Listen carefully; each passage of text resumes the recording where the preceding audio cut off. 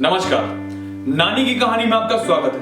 आज की कहानी है एक किसान और उसके दो बेटे। हाँ, एक बार की बात है, एक गांव में एक किसान रहता था। उसके दो बेटे थे। उसके दोनों बेटे निहायती कामचोर और किसान बहुत मेहनती। किसान बूढ़ा हो चला था और बच्चे जवान, लेकिन फिर भी कोई काम करने को तैयार नहीं। एक दिन किसान बहुत बीमार हो गया, खांसी हो रही थी। किसान को लगा कि वो अब जिंदा नहीं रह पाएगा। बहुत परेशान उसने अपने दोनों बेटों को बुलाया और कहा कि बेटे देखो बेटा, अब मेरे बारे में मतलब मुझे नहीं पता कि मैं कब तक जिंदा रहूंगा। देखो, मैंने अपने जीवन में जितना भी कुछ कमाया है वो पीछे वाले खेत में गाड़ दिया है। एक मटके में भरकर पूरा सोना चांदी बनाकर मैंने उस खेत में गाड़ दिया है। अब मेरे जाने के बाद उसे खोद लेना और अपनी जिंदगी जीना। इतना कहकर वो किसान मर गया। दोनों बेटे बहुत रोए, लेकिन खुश भी थे कि हमारे पिताजी हमारे लिए इतना सोना चांदी छोड़ के गए। सारे क्रियाक्रम होने के बाद दोनों बच्चों ने फावड़ा उठाया और खेत में पहुंच गए और पूरे खेत को खोद डाला, इधर से उधर से पूरा खेत खोद के फेंक दिया। पूरा खेत एकदम खोद के सारा मिट्टी को एकदम भुरभुरा बना दिया, लेकिन सोने का मटका नहीं मिला। दोनों बहुत गुस्सा।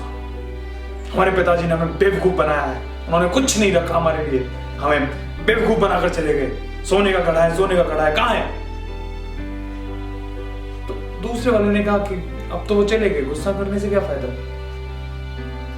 तो फिर दोनों ने सोचा कि यार खेत तो खुद ही गया है, अब ऐसा करते हैं इसमें फसल बो देते हैं। तो दोनों ने उसमें फसल बो दी। फसल धीमे धीमे बड़ी हुई, बहुत लहलहाती हुई फसल, पूरे गांव में सबसे अच्छी फसल हुई।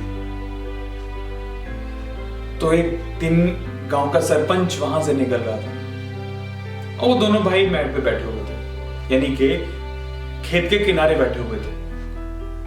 सरपंच ने कहा कि बेटे, तुम्हारी फसल तो बहुत अच्छी है। हाँ सरपंच साहब, अब पिताजी तो हमारे लिए कुछ छोड़ के नहीं गए।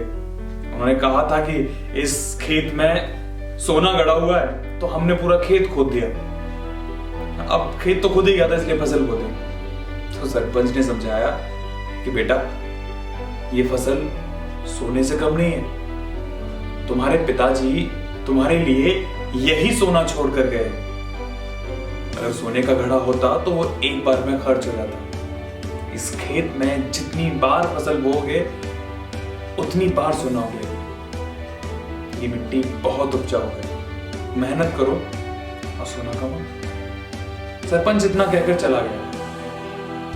दोनों भाई सोच में पड़ गए।